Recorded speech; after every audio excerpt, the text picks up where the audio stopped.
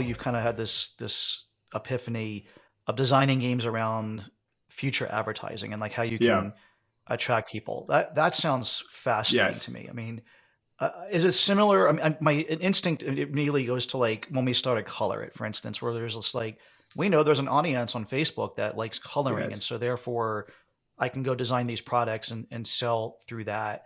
Is it similar to that, or is there Yeah. like more nuance to it? Yeah, so the typical approach in a creative space for in at least what was happening in board games was that people would design a mechanic and make a game around it and add a theme on it and then say, okay, how do we sell this? We decided, well, with Trek International Parks, the thing I realized was you can do it the other way. You can find a topic that people are really passionate about, create a game around that. And then once you have that, if the game has enough margin in it, you can spend money on advertising to that audience. So that if you pre-select the audience that you're going to create a game for, then it's much easier to advertise to that audience. So national parks, you go into Facebook ads, and you can find people that like national parks. Right. And that makes it's an interest group. But you can find people that like hiking, find people that outdoors.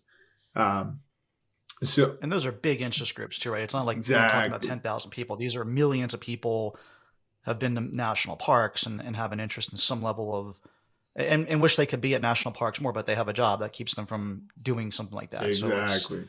lots of people out Yeah, there. Yeah, that's and another interesting. very popular game that we didn't make, but we use a lot as a inspiration is a game called Wingspan, which is about bird watching.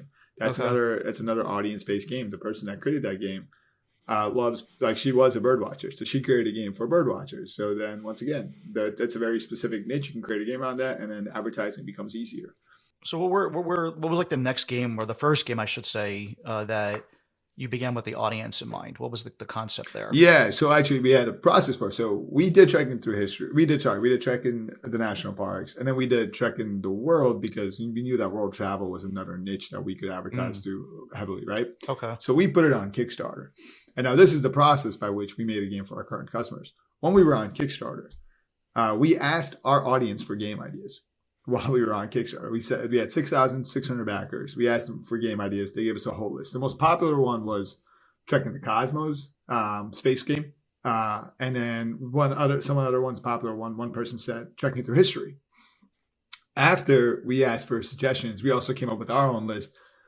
At the end of the Kickstarter, you have to go through what's called a pledge manager because you have to put in information for the address to get your product delivered. So there's a very high. Everyone has to go to the pledge manager to essentially get the game at the end of the process. And Yep. one of the things you can do that we did was you can actually put a survey in the top of it. So then after we had taken ideas for games, we put a survey and had 6,600 people vote on which game we should make next. And then they voted Trekking Through History. And then for the next 18 months, we made Trekking Through History and kept them updated and then launched Trekking Through History. So we had them. Interesting. And that was also another Kickstarter that you did? Trekking Through History is a Kickstarter that's live right now, yeah. Or it Live right might now. not be by Okay. the time this releases, but it was live in February. Gotcha.